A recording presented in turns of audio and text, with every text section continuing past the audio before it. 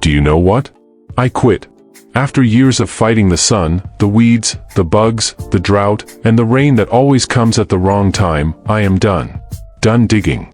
Done dragging hoses across the yard. Done watching the deer eat everything I spent 3 months growing. I am saying goodbye to my outdoor garden, and I want to tell you exactly why. But more than that, I want to show you what I found instead. Because what I discovered changed everything I thought I knew about growing food. Let me take you back to last spring. I had my raised beds ready. I had my seeds soaked and sprouted on the windowsill. I had my compost turned and my soil amended with everything the gardening channels told me to use. I was ready. And by July, I had a garden full of half-eaten tomatoes, bolted lettuce, and squash that turned yellow before it ever got big enough to eat. The aphids found my peppers in week 2. The rabbits found my beans in week 3. A late frost in May wiped out everything I'd started in April. And I stood there in that yard looking at months of work sitting in the dirt, and I thought, there has to be a better way. Because this cannot be what our grandparents did. This cannot be how people fed their families for hundreds of years. So I started digging. Not in the garden. In old books. In letters from Appalachian homesteaders. In Depression-era farming guides. In the journals of people who grew food when there was no hardware store, no irrigation system, no raised bed kit from Amazon. And what I found stopped me cold. Because the old farmers, the ones who actually fed their families through hard winters and dry summers, most of them weren't fighting nature the way I was. They were working with tiny, controlled spaces that they understood completely. They were growing inside barns, inside root cellars, inside south-facing sheds with nothing but a few boards and whatever light came through the cracks. They weren't conquering the billboards. They were creating their own conditions. And that's when it hit me. I had been doing this backwards the whole time. See, we've been selling this image of the perfect garden, wide open, sun-drenched, rows of green stretching out across the yard. And that image is beautiful. But it's also brutal. Because when you garden outdoors, you are at the mercy of everything. You cannot control the temperature. You cannot control the pests. You cannot control the rain or the drought or the wind or the neighbor's dog. You are fighting a battle on terrain that was never designed for you to win. But what if you changed the terrain entirely? I started small.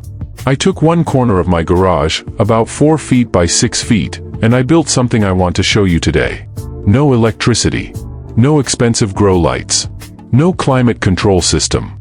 Just wood, glass, and a method that comes straight out of an 1840s Pennsylvania Dutch farming almanac.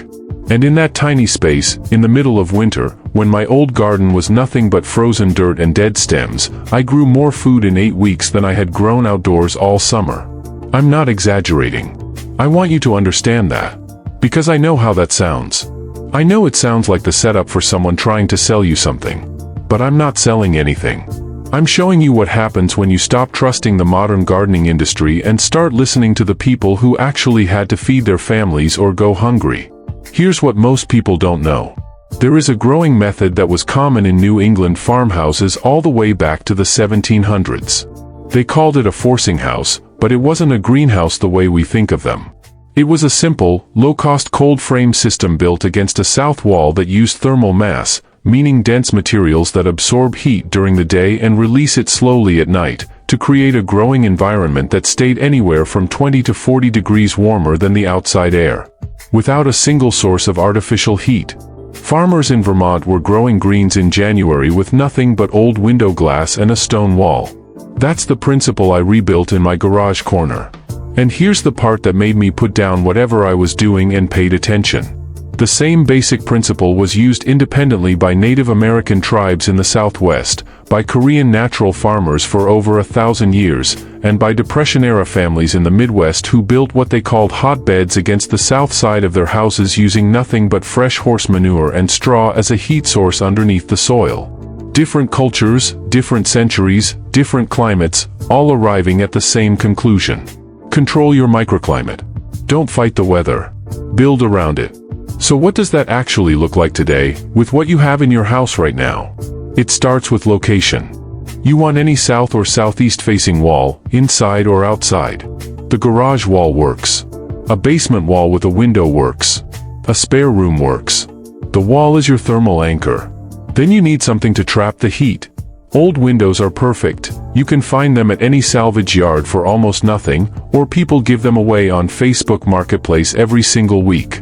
You lean those windows at about a 45-degree angle against the wall, creating a wedge of protected space. You fill that space with soil that's been mixed with compost and aged manure if you have it, but even plain garden soil works.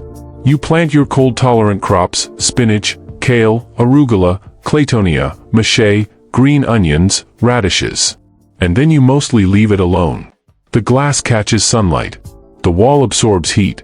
The soil holds moisture. The whole system becomes self-regulating in a way that no outdoor garden ever can. And here's what I want you to actually sit with for a second. You don't water it the same way. You don't fertilize it the same way. You don't fight pests the same way. Because inside that microclimate, the rules change. The ecosystem you create is small enough to actually manage. You can see everything. You can respond to everything. You are finally in a controlled conversation with your plants instead of screaming into the wind. Now here is the part that most people get completely wrong when they try something like this. They overplant. They see the small space and think they need to pack it tight to get enough food. And then they get mold, they get rot, they get disease, and they think the method failed. But the method didn't fail. They forgot the first rule of small space growing: air circulation is everything. Leave space between your plants. Plant in staggered rows. When you harvest the outer leaves, you're not just getting food, you're opening up the canopy and letting the air move. The old farmers knew this. They called it succession cutting, and it's what kept their indoor beds producing for months instead of weeks. The bonus secret, and this is something I didn't find in any modern gardening book, I found it in a 1932 homesteading guide from rural Kentucky, is to lay a thin layer of straw or dried grass clippings directly on the soil surface inside your frame. Not as mulch the way most people think about it, but because that layer of organic matter creates a tiny microbiome at the soil surface that naturally suppresses fungal diseases. The microorganisms in decomposing straw compete with the pathogens that would otherwise thrive in a closed, humid environment. It's a living barrier. And it costs you nothing. I want to be honest with you about something. When I started this, I felt like I was giving up. Like walking away from my outdoor garden was admitting defeat. But somewhere around week 3, when I pulled a full bowl of spinach out of that garage corner while there was frost on the ground outside, I realized I hadn't given up at all.